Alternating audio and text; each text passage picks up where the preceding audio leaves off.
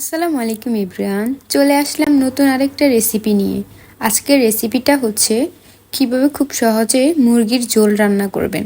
প্রথমে আমি মুরগিটাকে ধুয়ে নিয়েছি, এর মধ্যে দিয়ে দিচ্ছি 1 টেবিল চামচ লবণ, 1 টেবিল চামচ রসুন বাটা, 1 টেবিল চামচ আদা বাটা, সাথে দিয়ে দিব 3 টেবিল চামচ পরিমাণ সয়া সস। এরপর এর মধ্যে দিয়ে দেব মুরগির মাংসের মিক্স মশলা 1 টেবিল চামচ পরিমাণ।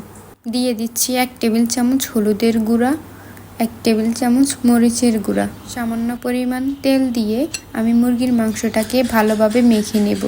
এরপর এটাকে আধা ঘন্টার মতো ম্যারিনেট করে রেখে দেব। আধা ঘন্টা রাখার পর আমি এটাকে ভেজে নেব। চুলোয় আমি একটা কড়াই বসাই দিচ্ছি, এর মধ্যে দিয়ে দিব পরিমাণ মতো তেল। তেলটা গরম হয়ে আসলে আমি এর মধ্যে মুরগির মাংসগুলো একের পর এক দিয়ে দেব। মাংসটাকে আমি খুব বেশি ভাজবো না, মাংসটাকে হালকা হালকা ভেজে নেব। মাংসটা বেশি ভাজা হয়ে গেলে মুরগির মাংসের যে ঝোলটা রান্না করব সেটার স্বাদ পাওয়া যাবে না। মাংসটা ভাজা হয়ে আসছে, এখন আমি এই মাংসটাকে একটি বাটিতে উঠিয়ে নিচ্ছি। এরপর আমি এর মধ্যে দিয়ে দিব 5-6টা আলু, যেটাকে আমি বড় সাইজের কেটে নিয়েছিলাম। এটাকে হালকা ভেজে নেব। আলুটা হালকা ভাজা ভাজা হয়ে আসলে আমি এটাকে নামিয়ে ফেলব। এখন আমি কড়াইতে দিয়ে দিব 1 কাপ পরিমাণ পেঁয়াজ কুচি।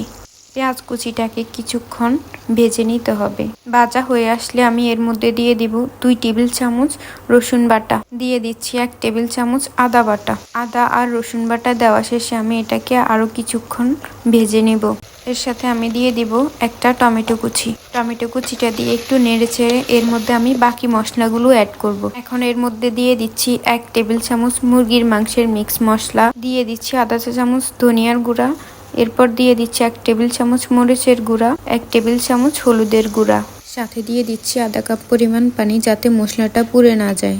ভালোভাবে নেড়ে চেড়ে এর মধ্যে দিয়ে দিব স্বাদ মতো লবণ, আর একটু নেড়ে চেড়ে এর মধ্যে আমি দিয়ে দিব ভেজে রাখা আলুগুলো।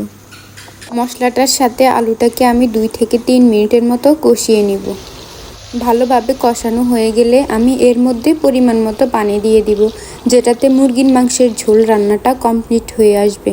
এখানে আমি গরম পানি দিয়ে দিয়েছি। এরপর আমি এর মধ্যে একে একে মুরগির মাংসগুলো দিয়ে দিব, যেগুলো আমি আগেই ভেজে রেখেছিলাম। এটাকে আমি 7 মিনিটের মতো রেখে দেব চুলোয়।